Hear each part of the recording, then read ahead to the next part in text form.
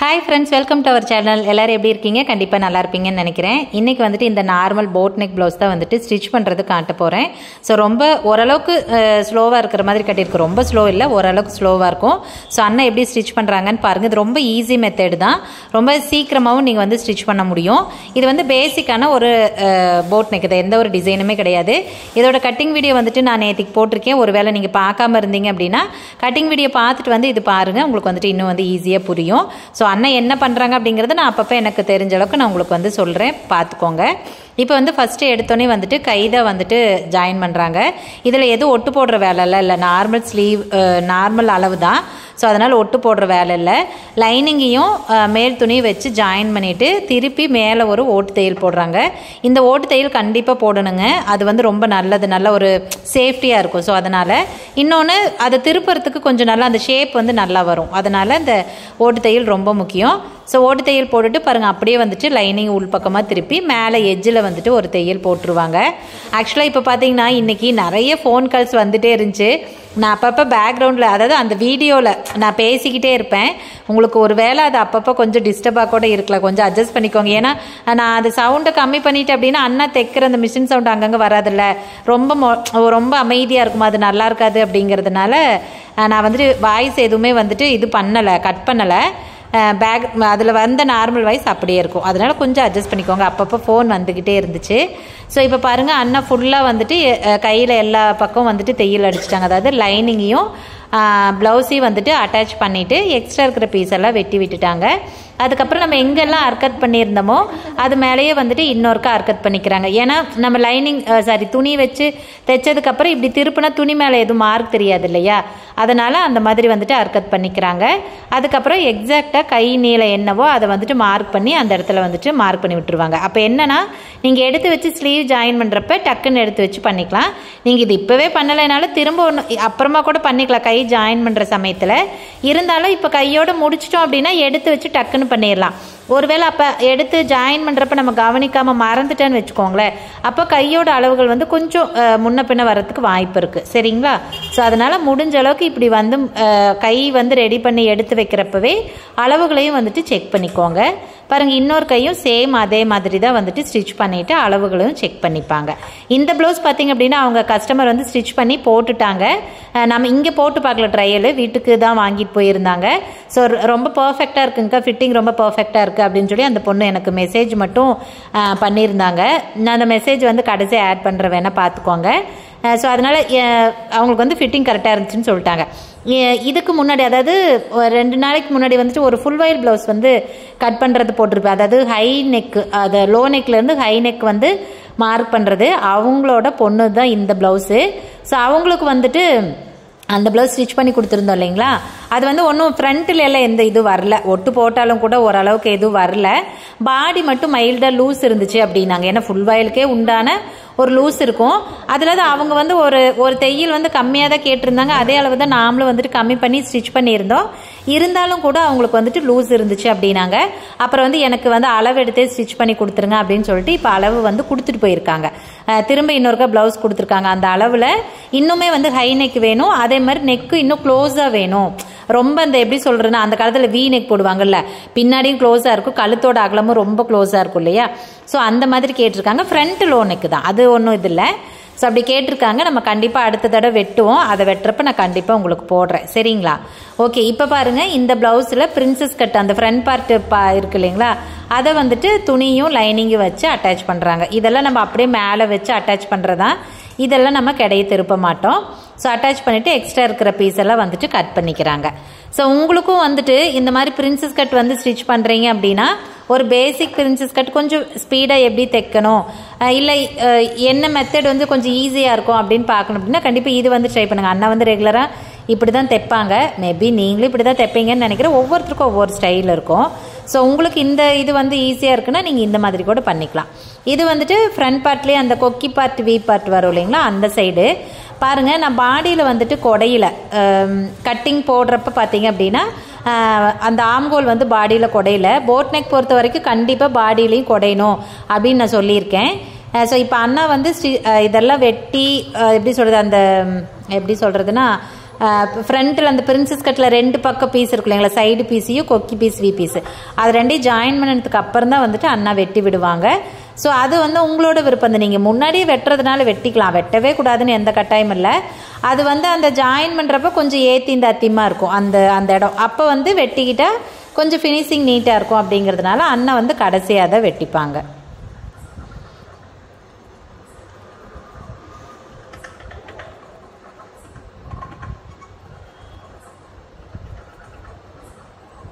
அது இவங்க இந்த கஸ்டமர் வந்துட்டு புதுசு தான் நம்மளுக்கு.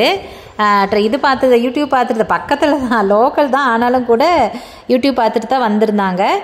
ஸோ இப்போ இவங்களுக்கு கரெக்டாக இருக்குது, நல்லா இருக்குன்னு சொல்லிட்டு இவங்களோட சித்தி, அதாவது இந்த பொண்ணுக்கு நம்ம ஸ்டிச் பண்ணிகிட்டு இருக்கோம் இல்லையா, அவங்களோட சித்திக்கும் வந்துட்டு சொல்லியிருக்காங்க நல்லா இருக்கு, இங்கே வந்து ட்ரை பண்ணுங்க அப்படின்னு.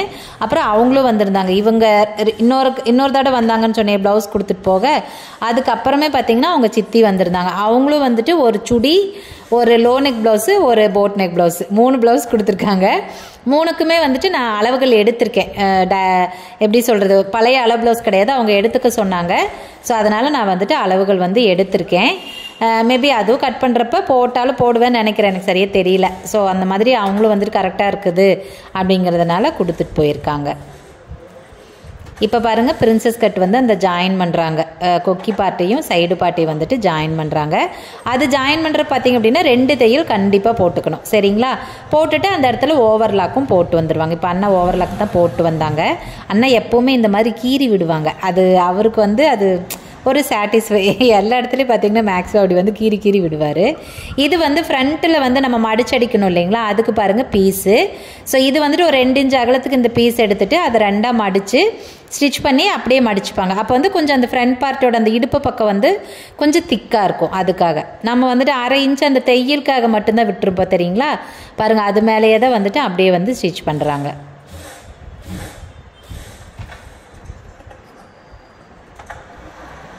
அது வந்து நம்ம அர்க்கத் பண்ணியிருப்போம் சைடில். ஸோ அந்த அளவுக்கு வச்சு தான் இது வந்துட்டு ஜாயின் பண்ணுவாங்க.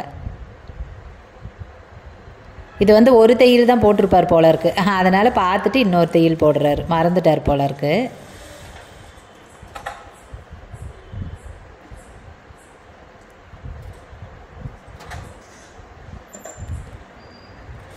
இப்போ 2 பக்கமுமே வந்துட்டு கீழே இடுப்புக்கு வந்து பீஸு வச்சு மடிச்சடிக்கிறாங்க. பாருங்க, ஃபோன் வந்துச்சு பாருங்கள். இதிலேருந்து பார்த்தீங்கன்னா நான் ஃபோன் பேசிக்கிட்டே இருப்பேன், அப்பப்போ எனக்கு ஃபோன் வந்துக்கிட்டே இருந்துச்சு. கஸ்டமரும் 2-3 பேர் வந்திருந்தாங்க. அந்த ஃபோன் பேசினவங்க எல்லாருமே அடுத்த நாள் வந்திருந்தாங்க, 3 பேர் என்னமோன்னு நினைக்கிறேன். ஸோ அதனால் எனக்கு இன்றைக்கி ஃபோன் வந்துக்கிட்டே இருந்தது. அதனால் நான் பேசுகிறது வேறு உங்களுக்கு அப்பப்போ பேக்ரவுண்டில் கேட்கும்.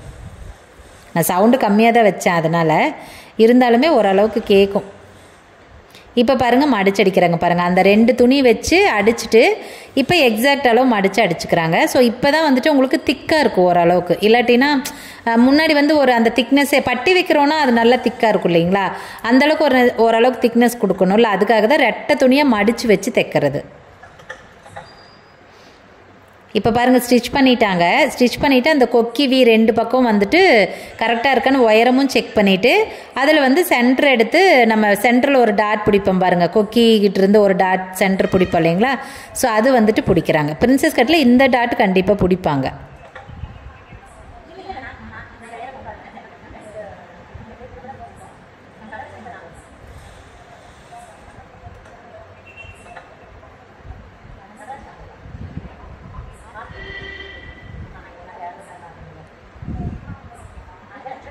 இப்போ பாருங்கள், அந்த டாட்டும் பிடிச்சிட்டு கொக்கி வியோட ஒயரை கரெக்டாக இருக்கா அப்படின்னு ஒவ்வொரு தடவையும் செக் பண்ணிப்பாங்க. நீங்கள் ரெகுலராக நம்ம இப்போது ஓரளவுக்கு போடுறேன், நான் ஸ்டிச்சிங் வீடியோ போடுறேன், அதை பார்த்தீங்கன்னா தெரியும். ஏன்னா ஏதாவது ஒரு இடத்துல நம்ம வந்து ஒரு மிஸ்டேக் பண்ணியிருக்கோம். இப்போது டாட் பிடிக்கிறீங்க, 4 இன்ச்சுக்கு தான் பிடிக்கிறீங்க, அண்ணா ஏதாவது செக் பண்ணாரா, டேப்பு வச்சு ஏதாவது பண்ணாரா, அப்படி கிடையாது இல்லை, அவங்களா தான் ஓனாக தான் பிடிக்கிறாங்க இல்லையா. ஸோ அதனால் ஒருவேளை ஒன் சைடு ஒரு புள்ளி அளவு கூட எச்சுமுச்சா போயிடுச்சு அப்படின்னா அந்த கொக்கி வியோட ஹைட்டு வந்து கொஞ்சம் முன்ன பின்ன வந்துடும். ஸோ அதை வந்து அப்பப்போ செக் பண்ணிக்கிட்டோம் அப்படின்னா சப்போஸ் அப்படி ஏதாவது இருந்துச்சு அப்படின்னா அதை அப்போவே சரி பண்ணிக்க முடியும். எல்லாத்தையும் முடிச்சுட்டு கடைசியில் நம்ம அந்த சீடியும் வச்சு அடிச்சிட்டோன்னு வச்சுக்கோங்களேன், அதுக்கப்புறம் எதுவுமே பண்ண முடியாது இல்லையா. அதனால் அண்ணா வந்து எவ்ரி டைம் அது எந்த நெக்காக இருந்தாலும் சரி, நார்மல் லோ நெக் ப்ளவுஸாக இருந்தாலும் சரி, எதுவாக இருந்தாலுமே அந்த மாதிரி கொக்கி வி பீஸ் வந்து தைக்கிறப்போ ஒவ்வொரு டைமும் வந்துட்டு அந்த உயரத்தை வந்து செக் பண்ணிக்கிட்டே இருப்பாங்க. பட்டி வைக்கிறப்ப சரி, சென்டரில் ஒரு டாட் பிடிப்போம்ல அது, அப்புறம் கொக்கி பீஸ் வி பீஸ் வைக்கிறப்போ, ஸோ இந்த மாதிரி எல்லா தடவையுமே கண்டிப்பாக வந்துட்டு ரெண்டோட ஹைட் வந்து கரெக்டாக இருக்கா அப்படின்னு செக் பண்ணிப்பாங்க. இப்போ வந்து கொக்கி பீஸ் வி பீஸ் வந்து வச்சுட்ருக்காங்க.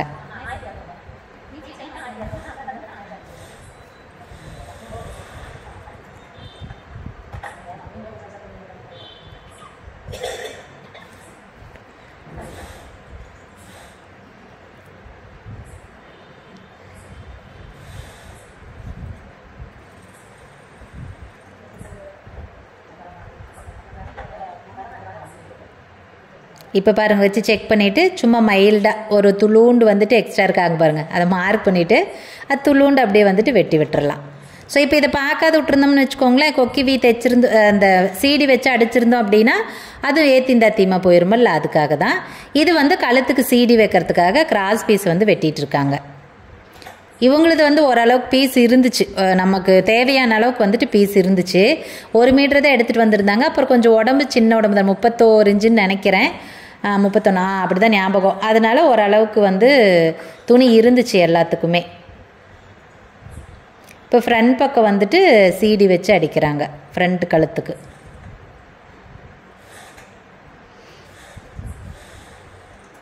என்னன்னா இதில் நீங்கள் கவனமாக ப்ளவுஸ் தைக்கிறத பொறுத்த வரைக்கும் கவனமாக பார்க்குறது என்ன அப்படின்னா, அந்த கழுத்து சீடி வச்சு ஜாயின் பண்ணுறப்பவும் சரி, ஆம் ஹோல் ஜாயின் பண்ணுறப்பவும் சரி, துணியை வந்துட்டு இழுக்காமல் தைக்கிறதுல தான் இங்கே வேலையே. சப்போஸ் இந்த ரெண்டில் எந்த இடத்துல இழுத்தாலுமே பாடி வந்துட்டு கண்டிப்பாக லூஸாக போகும். ஃபிட்டிங்கும் கொஞ்சம் அப்படி இப்படி தான் இருக்கும், சுருக்காக இருக்கும். சரிங்களா, அதைத்தான் நம்ம கொஞ்சம் கவனமாக பார்க்கணும். அங்கே பாருங்கள், அண்ணா தைக்கிறப்ப மேல் பீஸை தான் கையில் பிடிச்சிருப்பார், அடியில் இருக்கிற ப்ளவுஸ் பீஸை அப்படியே கையில் நெகுத்திகிட்டே வருவாரே தவிர எக்கார்ந்து கொண்டு அதை கையிலேயே பிடிச்சிருக்க மாட்டாங்க. இப்போ திருப்பி அடிக்கிறீங்களா, அந்த மடிச்சு அடிக்கிறீங்களா, அப்போ கூட இழுக்கக்கூடாது ரொம்ப.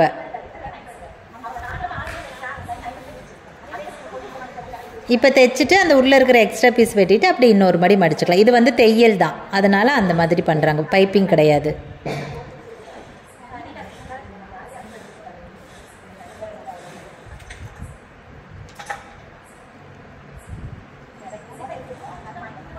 அண்ணா வந்து வி அடிக்கிறப்ப பார்த்தீங்கன்னா சீடியும் அடிச்சுட்டு அதுக்கப்புறம் தான் வந்துட்டு வி அடிப்பாங்க.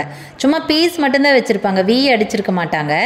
சீடியும் வச்சதுக்கப்புறம் தான் வந்துட்டு வி அடிப்பாங்க. அப்போ அந்த மேலே கார்னர் வந்துட்டு கார்னரில் ஒரு கொக்கி வரும் இல்லையா, ஃபஸ்ட்டு கொக்கி, அது வந்துட்டு ப்ராப்பராக வந்துடும். ஸோ அதனால் அண்ணா அந்த மாதிரி தான் பண்ணுவாங்க.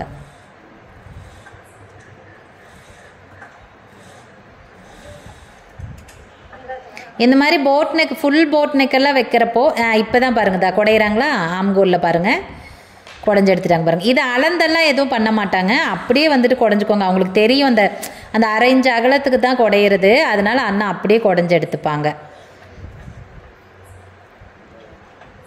இப்போ வந்து இடுப்பு வந்துட்டு மார்க் பண்ணிக்கிறாங்க. இது வந்து டைரெக்டாக பாடியிலேருந்து அளவு எடுத்தது தான். ஸோ அதனால் நம்ம 4ஆக தானே பிரிச்சுக்கிறோம் மொத்த அளவை, அதனால் பேக்கில் எவ்வளோ அளவு எழுதியிருக்கணும் அதை அப்படியே 2ஆக பிரித்து 2 பக்கம் வந்துட்டு மார்க் பண்ணிக்கிறாங்க.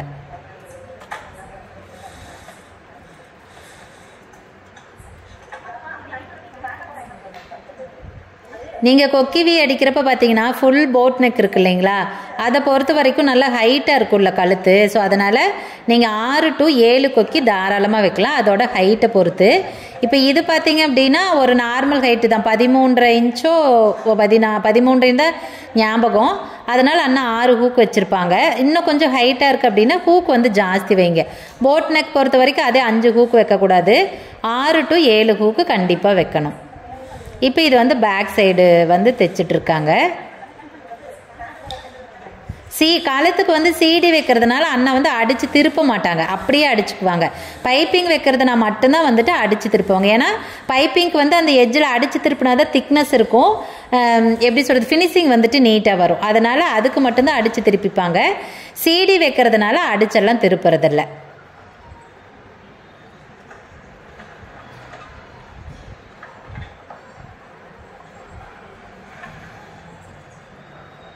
இது பாருங்கள், நாங்கள் கேன்வாஸ் எல்லாம் எதுவும் வைக்கல கழுத்துக்கு. நார்மலாக வைக்கிற கழுத்துக்கெல்லாம் நாங்கள் கேன்வாஸ் வந்து யூஸ் பண்ணுறதே இல்லை. அது லோ நெக்காக இருக்கட்டும், இந்த மாதிரி ஹை நெக்காக இருக்கட்டும், நார்மலாக அப்படியே தான் வந்துட்டு எப்படி சொல்கிறது, லைனிங்லேயே தான் வெட்டி வந்து ஸ்டிச் பண்ணிப்போம். சிலரெல்லாம் வந்துட்டு கேன்வாஸ் வச்சு எல்லா நெக்குக்குமே நார்மலாக ஒரு ரவுண்டு நெக்குனா கூட கேன்வாஸ் வச்சு தான் தைப்பாங்க. அது வந்து கம்பல்சரி அப்படி தைக்கணும்னு கிடையாதுங்க. நமக்கு தைக்கிறதுல ஃபினிஷிங் எப்படி கொண்டு வரோமோ அது ரொம்ப முக்கியம். நம்ம நார்மலாக ஒரு ரவுண்டு நெக்கு, பா நெக்கு, டைமண்ட் நெக்குக்கு அண்ணா வந்துட்டு கேன்வாஸ் வந்து வேணான்றுவார். அதை நிறுத்தி திருப்பி அந்த ஷார்ப்னஸ் கொண்டு வரும் பார்த்தீங்களா, அதில் தான் அது நம்ம செய்கிற வேலை. வைக்கவே கூடாதுன்னு இல்லை, வைக்கிறதுனா வச்சுக்கலாம், பட் நீடு கிடையாது, கம்பல்சரி கிடையாது. சரிங்களா? இது வந்து பின்னாடி வந்து டாட் பிடிக்கிறாங்க. டாட் பிடிக்கிறது எப்போ என்ன பண்ணுவாங்கன்னா, ப்ளவுஸோட சென்டர் மார்க் பண்ணிப்பாங்க. 2 பக்கம் பாடியோட அகலம் மார்க் பண்ணியிருப்போம் இல்லைங்களா, அதை மார்க் பண்ணிவிட்டு அந்த சைடு பாடியோட அகலமும் சென்டரையும் பிடிச்சி அப்படியே வந்துட்டு அதோட சென்டரில் தான் வந்துட்டு டாட் பிடிச்சிப்பாங்க. அப்போ ஷோல்டரோட சென்டருக்கு அந்த டாட் வரும், பர்ஃபெக்டான இடத்துல அந்த டாட் வந்து உட்காரும். ஸோ அந்த மாதிரி தான் நம்ம வந்துட்டு டாட் பிடிக்கணும். அது தெரியல உங்களுக்கு, உயரம் வந்துட்டு 3.5 இன்ச்சு உயரம் பிடிப்பாங்க. அகலம் வந்துட்டு மொத்தத்துக்கு 1 இன்ச்சு, 1/2 இன்ச்சு ரெட்டையாக பிடிக்கிறப்போ 1 இன்ச்சு வந்துடும். ஸோ நம்ம அவ்வளோதான் துணியும் விட்டுருப்போம். கழுத்துக்கு பாருங்கள், இப்போ CD வந்து வச்சு அடிக்கிறாங்க. இது கண்டிப்பாக அங்கங்கே குட்டி குட்டியாக வெட்டி விடணும், அது எல்லாத்துக்கும் தெரியும் தான். பட் ஆனால் கொஞ்சம் ஓரளவுக்கு இந்த ரவுண்டு வர இடத்துலலாம் நல்லா பக்கம் பக்கமாக வெட்டி விடுங்க. அப்போ தான் வந்து திரும்புறது நல்லா திரும்பும், ஷேப்பு வந்து நல்லா கொடுக்கும். இல்லாட்டினா நல்லா திருப்பி கொடுக்காது. அதே மாதிரி இது மடிச்சடிக்கிறீங்கல்ல, இது 4 இன்ச்சு அப்படின்னா கரெக்டாக 4 இன்ச்சுக்கே அடிங்க. கொஞ்சம் அங்கே இங்கேயும் எச்சு கம்மியாக, சில ப்ளவுஸ்லலாம் பார்த்துருக்கேன் எச்சு கம்மியாலாம் இருக்கும், அது வந்து நல்லா இருக்காது பார்க்குறதுக்கு. அதனால் முடிஞ்ச அளவுக்கு ஒரே மாதிரி அடிக்க பாருங்கள். நீங்கள் ஃபஸ்ட்டு எப்படி அகலத்தில் அடிக்கிறீங்களோ அப்படி தான் இந்த 2வது தடவை அடிக்கிறது வரும். அதனால் ஃபஸ்ட்டு அடிக்கிறத நீங்கள் கவனமாக அடிச்சிங்கன்னா அப்புறம் அது அப்படியே ரெட்டையாக மடித்து அடிக்கிறது தானே, அது நீட்டாக வந்துடும், ஒன்றும் பிரச்சனை இல்லை. இப்போ பாருங்கள், ஷோல்டர் வந்துட்டு ஜாயின் பண்ணுறாங்க. ஷோல்டருக்கு நார்மலாக 2 தையல் போடுவோம், அது உங்களுக்கு தெரியும். ஜாயின் பண்ணிவிட்டு போய் ஓவர்லாக்கும் போட்டு வந்துடுவாங்க. இப்போ பாருங்கள், அடுத்தது ஃப்ரண்ட்டுக்கு அண்ணா எப்படி மார்க் பண்ணுறாங்கன்னு பாருங்கள். ஷோல்டர் ஜாயின் பண்ணிவிட்டு கரெக்டாக நேராக ஆம்கோல் வந்து நேராக இருக்கிற மாதிரி பிடிச்சிட்டு பேக் சைடில் எந்த இடத்துல அர்க்கத் பண்ணியிருக்கீங்களோ அங்கே பாருங்கதா, அதே இடத்துல தான் ஃப்ரண்ட்டுக்கும் வந்துட்டு அர்க்கத் பண்ணிப்பாங்க. தெரியுதுங்களா? இப்படி தான் வந்துட்டு அண்ணா வந்துட்டு அளவெடுத்து தைக்கிற ப்ளவுஸில் இந்த மாதிரி தான் பண்ணிப்பாங்க. அவ்வளோதான். இப்போ ஃப்ரண்ட்டோட அகலத்தை மார்க் பண்ணியாச்சு. இது ரொம்ப ஈஸி தாங்க, உங்களுக்கு கஷ்டம்லாம் ஒன்றும் கிடையாது, ரொம்ப ஈஸியாக தான் இருக்கும். நீங்கள் ப்ளவுஸிலேருந்து அளவெடுக்கிறீங்க அப்படின்னா கூட ஒருவேளை கொஞ்சம் இழுத்து பிடிச்சிட்டோம் அப்படின்னா லூஸாக போயிடும், ஃப்ரண்ட்டு மட்டும் லூஸாக போயிடும். ஆனால் இதில் அப்படியெல்லாம் வரத்துக்கு வாய்ப்பே இல்லை. அதனால தான் வந்துட்டு பழைய அளவு ப்ளவுஸை விட இந்த மாதிரி பாடியிலேருந்து அளவெடுத்து தைக்கிறது இன்னும் ஃபிட்டிங்காக இருக்குன்னு சொல்கிறதுக்கு காரணம் வந்துட்டு அதுதான். அதில் வந்து நம்ம செக் பண்ணுறது, அதனால் நம்மளே அறியாத கொஞ்சம் இழுத்துட்டே தெரியாது. இது அப்படி கிடையாது, பேக் சைடோட அதே அளவு தான் ஃப்ரண்ட்டில் வரப்போகுது. ஸோ அதனால் உங்களுக்கு பர்ஃபெக்டான அளவில் இருக்கும். இப்போ வந்து ஷோல்டரோட அகலத்தை வந்து மெஷர் பண்ணி மார்க் பண்ணிக்கிறாங்க. எவ்வளோ இப்போ 2.25னா 2.25 நம்ம தையலுக்கு எக்ஸ்ட்ரா விட்டுருப்போம் இல்லைங்களா. ஸோ அதனால் எக்ஸாக்ட் அளவு மார்க் பண்ணிவிட்டு இப்போ கையை எடுத்து வச்சு அப்படியே வந்து ஜாயின் பண்ணுறாங்க. இப்போ பாருங்கள், கையை செக் பண்ணவே இல்லை பாருங்கள், ஏன்னா ஆல்ரெடி செக் பண்ணி தானே எடுத்து வச்சுருக்காங்க. அந்த மார்க் மேலேயே அப்படியே வச்சு தைச்சிருவாங்க. கை எப்போவுமே ஜாயின் பண்ணுறப்ப சென்டர்லேருந்து தான் ஜாயின் பண்ணிட்டு வரணும், எக்கர்ந்து கொண்டு ஓரத்துலேருந்து இது பண்ணக்கூடாது. சரிங்களா? அப்போ வந்து கொஞ்சம் தள்ளி போயிடும், சென்டர் வரப்போ கம்பல்சரி கொஞ்சமாக வந்துட்டு தள்ளி போயிடும். அதனால் சென்டர்லேருந்து ஆரம்பித்து 1 சைடு கொண்டாந்து விட்டுட்டு அப்படியே திருப்பிட்டு போனால் இன்னொரு பக்கமும் வந்து 2 தையல் ஒட்டுக்கா வந்துடும். மறுபடியும் அந்த சென்டர்லேருந்து அந்த பக்கம் சைடும் அதே மாதிரி தையல் அடிச்சுப்பாங்க. அப்போ 2 தையல் வந்துட்டு வந்துடும். இதை அடிக்கிறப்போ நீங்கள் இழுத்து பிடிச்சிடக்கூடாது, இதையும் கவனம் பார்க்கணும், இல்லைன்னா பாடி கண்டிப்பாக லூஸ் ஆகும். இப்போ இன்னொரு கையும் சேம் அதே மாதிரி தைக்கிறாங்க. அங்கே பாருங்கள், அது கொஞ்சம் தூரம் தைச்சிட்டு ஊசி குத்தி நிறுத்திட்டு 2 பக்கம் ஆம்கோலையும் எடுத்து பிடிச்சிக்கிறாங்க பாருங்கள். ஏன்னா அப்படி இல்லைன்னா ஒரு துணி கண்டிப்பாக முன்ன பின்ன நகர்ந்து போயிடும். இழுத்து பிடிச்சிட்டு அப்போ அந்த இடத்துல அப்படியே வந்து ஸ்டிச் பண்ணிட்டு போக வேண்டியதுதான்.